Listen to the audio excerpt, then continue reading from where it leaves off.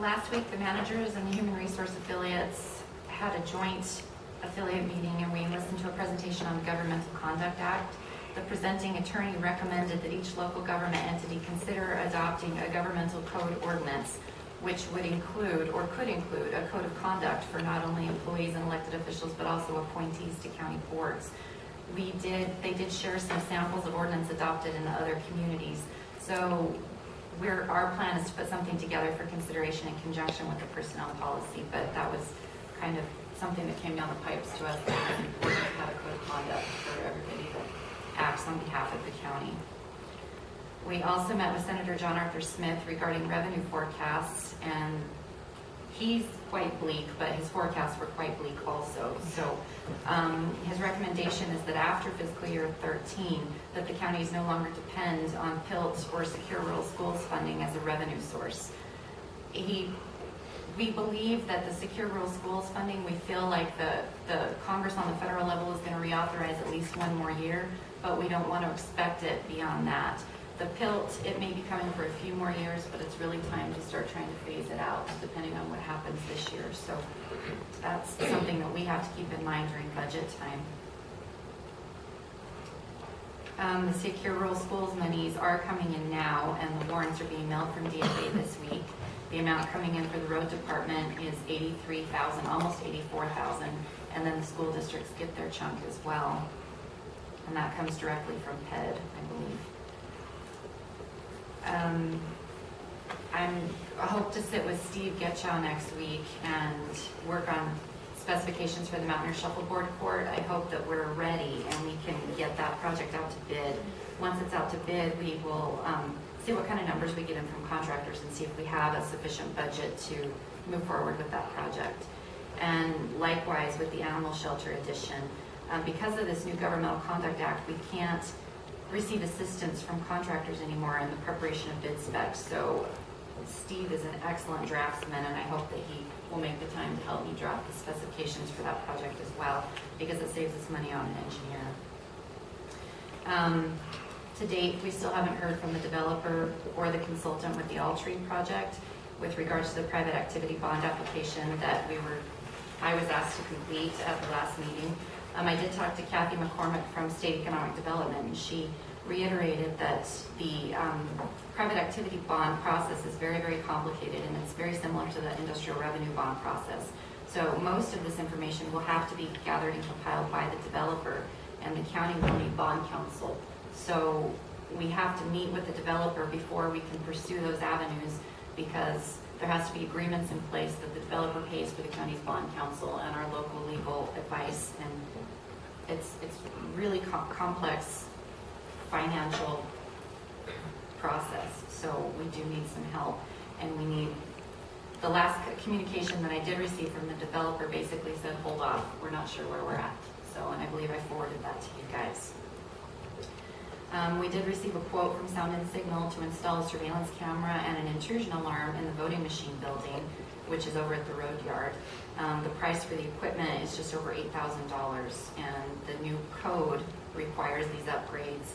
So once we locate the money to make those improvements, we'll piggyback off of our existing contract with Sound and Signal and get that installed.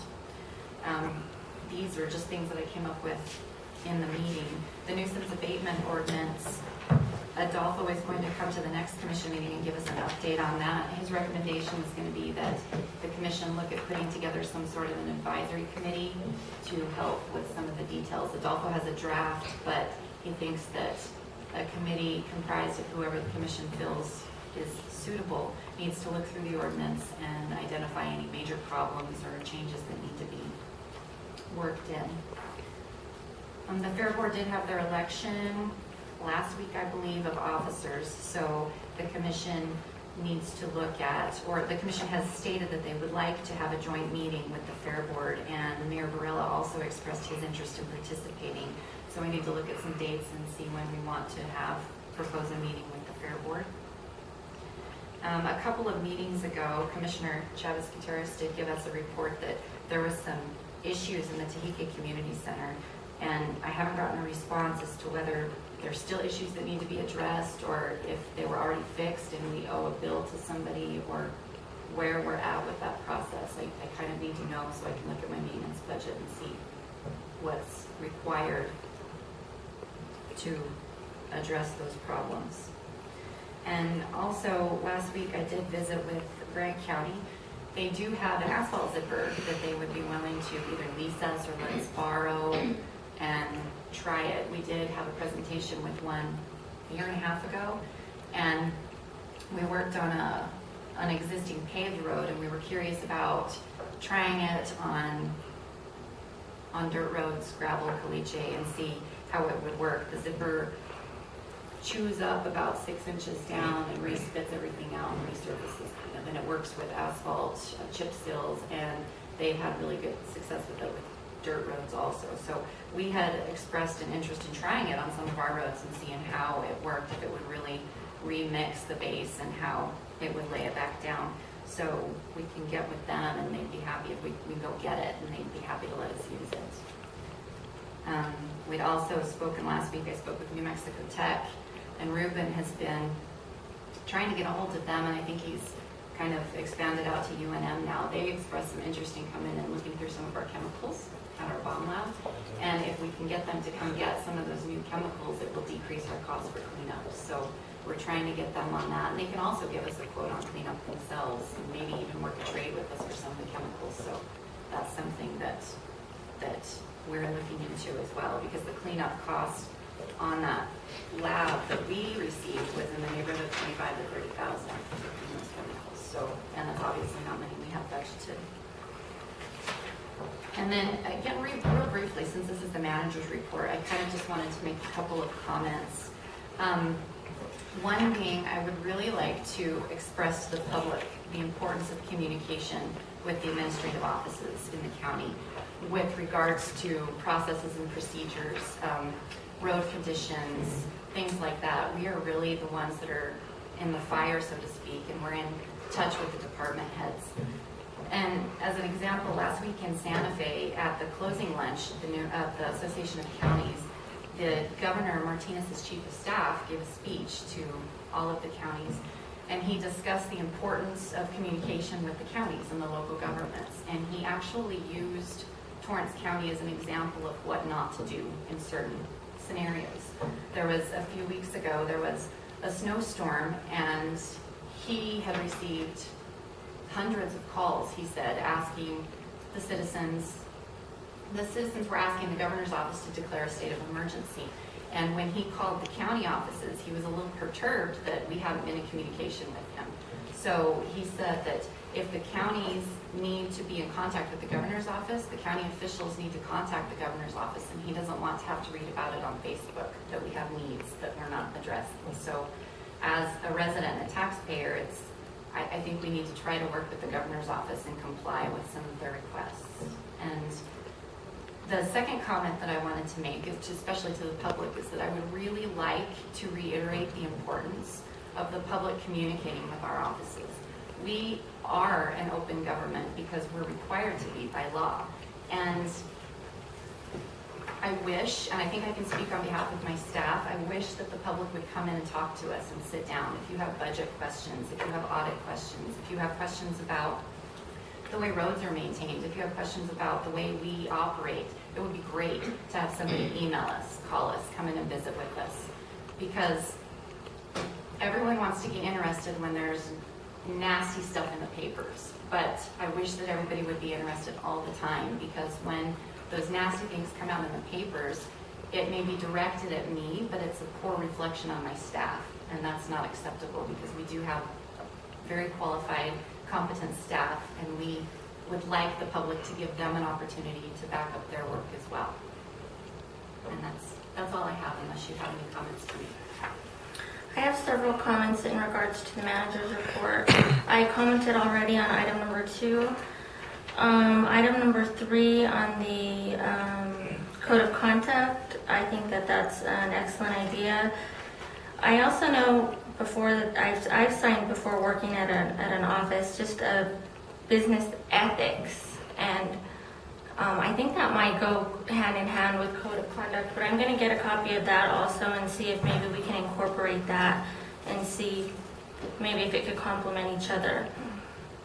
On item number 5, talking about the monies that came in through DFA, I've always kind of had in the back of my mind, if there was another wind farm that were to come into Torrance County, I would like this commission to possibly consider setting aside permanently the money that, not the entire commitment that's coming in, but a large portion of that money to be set aside for the road department so that they can continue to grow as a department as far as the equipment that's needed in order to keep our staff. We did talk about, you know, wanting to be able to pay the guys or the staff, if there's ever a lady on staff, just, you know, Trish is on staff, but, you know, a good salary to where they would want to stay. So I think that I would, you know, kind of ask the commissioners to kind of tuck that away, that in the event that we do get another allocation, or even if we want to look at our current allocation, to consider putting part of that PILT money aside for the road department, because specifically in my district, that's really what the constituents care most about is roads. So if we could kind of put some money towards that, I would really like the commission to consider it. Going on to item number 9, and also I think it would go in line with questions for the manager's office, your closing comments.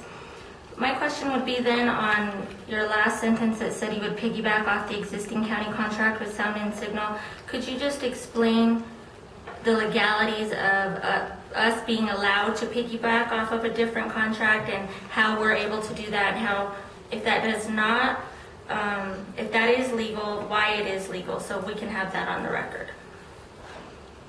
Well, there's a section in the procurement code that addresses borrowing price agreements from other projects.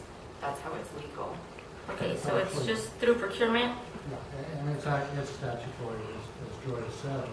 It actually goes broader than that. I mean, we can piggyback off our own contracts. We can piggyback off of other governmental entity contracts as well. Okay. And use those. So it's a tool that is there for governmental entities to be able to move somewhat quickly in certain matters, and also get the benefit of good price negotiations that have gone on previously. Okay, so is there a time limit on being able to piggyback on something, or you can do it at any time as long as you had an existing contract in place? As long as you have permission from the contracted entities, it's acceptable, and the prices are not increased. And I would like to interject that to make sure that the contracts are not site specific, and Julie and I have spoke about this, that you know, we can piggyback off prices, different things, as long as the existing contract is not specifically for one site, that this is something that may be able to be used countywide or statewide in price agreements and contracts and different things like that. So could you give me an example? So like I think last meeting when we talked about the RFP for the Plateau and T-Mobile, we talked about Moriarty being able to piggyback off of our contract. So you can piggyback off of an existing government contract, whether it's county, municipality. Now, what is something that you couldn't piggyback off of? Like if the scope changes, or if, just so I really understand. If I got a bid to buy 15 iPads for this building, and then another wanted to get some of the iPads and everything, but they were going to go to a substation that we had, maybe the Trail Fire Department or something, then we would have to look to see if it meant specifically those iPads that were bid were only for this building and could not. Now, they may honor the same price, but it would entail a different contract for that price. Does that help clarify? Not really. Another Okay. example would be if we had a contract, if Moriarty had gone out to bid for a paving project on a street in Moriarty, and then the county wanted to use the same contractor to do an overlay on Lexico. This is an actual, it's not hypothetical, it's actual. We were able to piggyback off of Moriarty's contract with that contractor as long as the contractor and Moriarty agreed and the costs and quantities were not exceeding what was in the original bid specs. So, Okay, so that answers my question on how we are able to do that. and if I Madam can Chair? add, Sorry, go ahead. I was just gonna say, Sound and Signal has already been contracted with the county to provide and monitor surveillance and alarm systems. So it's more sensible to use them to install more alarm systems and cameras for the county instead of getting another vendor to do it as well. So that's Seeing why that we they have would do an that. existing contract and that's legal to Okay, piggyback off of. Now, if Sound and Signal, if Joy wanted to put in something else that was not specific in that contract, then that cannot, she has to assign what's in that contract. okay, so just so I can make it really common sense for me to grasp it. Let's say Sound and Signal, the panic buttons, for instance. We have a contract with them. We want to do panic buttons, so it's still considered an alarm type of service, so that's acceptable. But let's say dispatch wanted to have, let's say they did garage doors. They wanted to put a garage door that went up and down with the remote as a signal. Is that the same or is that different? Would that require a different contract or could we still piggyback? That's what is unclear to me. Correct me if I'm wrong, Joy, but I believe if Sound and Signal is not providing the garage door, then we would have to contract RFP it and get That's it correct. from somebody else. If they're not the provider of the garage door to begin with, then we have to solicit bids and If it's not something they're providing us. Yeah, I mean, Correct. in your example, it's kind of obviously that it's two separate types of Work. product Okay. and work that they're doing. So generally, no, you can't piggyback. It's got to be a similar product or service, and there are some limitations with regard to something being site specific. But the benefit to both the contractor and to the governmental entity is that every contractor, particularly in road construction, for example, is going to bid in gearing up for the project, getting their equipment delivered, getting materials online, that type of stuff. So if you've got Moriarty having a contractor bid, and they've already got their equipment Moriarty, and they've already got their materials lined up, obviously the county, if it has a project in the same vicinity, will get the benefit of them having already been geared up, and we don't get charged for it. So that's the reason that governmental entities like to piggyback on contracts. And that's done thousands of times every day. correct. Well, and that's And what an the state example. contract is. I'm sorry. Yeah. I'm sorry. No, and it's not really an example, but we're currently doing that with Bernalillo County Information Technologies Department. They requested a RFP for all their computers, softwares, printers, everything technological. I met with them and asked them if we could piggyback, I guess you could say, off of their RFP, and they said, yes, we'll include any governmental agency within the state of New Mexico is allowed to piggyback off of this contract. And we've been doing that since 2003, since we started our IT department here. So every time we buy something of a technical aspect, we piggyback off of that contract, and they're allowing us to do that. And then that allows us, up until their contract is over, then they solicit it all over again, and if Computer Corner gets the bid, then we go with them. If it's Dell, then we go with them, whoever they choose. That, I don't know if that confuses the matter or not, but that's how we're able to get a Any kind of price agreement is a piggyback. State contract is a piggyback because the state goes out and obtains the best price on a vehicle or on copy paper or staples, and the rest of us piggyback off that contract to use their best obtainable price. CES is another one. That's actually a purchasing authority that we're a member of. They go out and within the state and do procurement on vehicles, etc. And we are able to piggyback off of that to use their same pricing. Sometimes state contracts cheaper, sometimes it would be cheaper if you went out to bid, but it's not always as convenient. A good example would be our salt that we have. The salt is all the same price, but when you're going through the statewide contract, it'll have either mileage delivered per mile, or it will have site specific. For example, the Estancia Patrol or the Moriarty Patrol, and it may be $65 a ton delivered to Moriarty versus $85 a ton delivered to Estancia. And in that same boat, if the road department needed salt, they could have it delivered to Estancia, going off of the contract for the very same price. It's all good to be, for governmental agencies. But what they couldn't do is they could not want it delivered at the Moriarty price to Estancia. That would I not, understand that. no.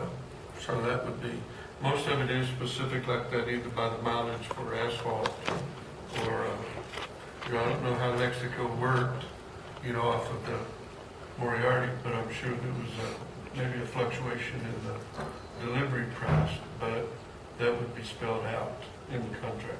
And that was basically, you looked at costs and quantities of prep work, mobilization, chips, oil, everything that went into it. Another great example is when we made the repairs to the judicial complex. There was no way for us to spec that project and bid it because we had no idea what we were walking into. So we were able to find a construction company who had a general services contract with what's the TBI, the university, what's it called now? CNN. Yeah, with CNM. And they were able to come out and actually do structural assessments, engineering assessments, and do window work, stucco work, roofing work. We piggybacked off of that contract to get all of that $350,000 worth of work accomplished because we had no way of bidding it because we didn't know what we were dealing with. So. And there's also cooperative agreements that we've got a list that we received when we were in Santa Fe that has different contractors for all different services. And as Joy said, it may be cheaper if we hired a contractor that didn't have to travel as far, but we can use any of those cooperative agreements because by state law, any of those are open. It used to be open just to educational, but because of the law, now it's opened up to all government agencies, whether it be city, county, or anybody. And we can use all of them. As long as the original procurement process followed New Mexico procurement, because we tried to use one of the Houston-Galveston purchasing agreements to look at blades one year, and we were not allowed to do that according to the state auditor's office because it was out-of-state procurement that initiated. So, And that's the same way we also got our blades on the prices we got. Actually, we got our lease because John Deere wanted actually more, but we ended up piggybacking off, I don't know which county. Hardin County. Hardin County, they had already went through all the process.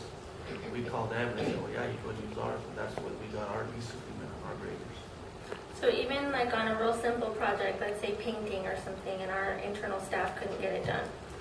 If Moriarty or Estancia or Willard had a construction project going on and they had painting in their bid specs, could we piggyback off of that to get painting done, or is that a separate thing? As long as the contractor and the entity agreed and your costs and quantities didn't exceed what they were in the original contract, yes. Because it's all about obtaining price. Normally, the original contract, using your example of painting going on in Mount Mayer, I think Commissioner Frederick pointed this out, the original contract will usually have a paragraph that allows piggybacking in. So the contractor is agreeing that this price is good for any governmental entity that is getting a like Certain. kind service. Okay. So that's That's how we do it with Bernalillo County. There's that specific paragraph that says, with all this technology, any other governmental entity is allowed to get the same product, at the same price. And certainly, just a moment, Tracy, through the Association of Counties, when we were putting the commissioner's curriculum together, I did attend several classes on procurement, but maybe if there's additional training that you guys could look through, whether it's through the association or through a college class or something, I certainly would want to know that more about it as a commissioner so that I'm more educated on procurement so that I understand it. So if you guys want to provide me with that education or point me to where I can receive it, I certainly would sign up for that because I think it's very important. Tracy, go ahead. The other thing I wanted to add into that discussion is it really depends on the dollar threshold that you're talking about. Certain things do not have to go out to bid. Professional services, architectural engineer is $50,000. They keep changing the rates, it's hard to remember. Other professional services are $20,000. So in the scenario used about painting, if it's under $20,000, we do not have to solicit bids at all. We just have to document best obtainable price. We had a long conversation, Joy and I, with the auditors about best obtainable price, and that most of the time the departments are looking for best obtainable price. We're just not as good at documenting best obtainable price. So that's what we talked about, is how to document that. The second thing is there is a training coming up through the New Mexico Public Procurement Association. If you want to stop by my office after the meeting, I will give you the information. It is in March. Joy and I are going to be attending that, but anybody is welcome to attend it. Okay, great. And as far with respect to the T-Mobile contract, since that was a request for a proposal, that's a professional services evaluation criteria. So we put out an RFP for everyone to respond to. We went through the processes of selecting a committee, reviewing the proposals, rating them and ranking them, and entering into a contract with the proposed firm. So as long as we say it's okay and T-Mobile says that the other governmental entity can offer the same rates, Moriarty could piggyback off our contract. That's why they did it, how they did it. Okay. All right, well, that's a very small bite of what I'd like to really start learning on. And maybe we could even put that on the website for anyone who wanted to learn more about procurement. That's a class available to anyone who wants to understand it. Okay, so now I'll go down to, don't have anything on uses of it.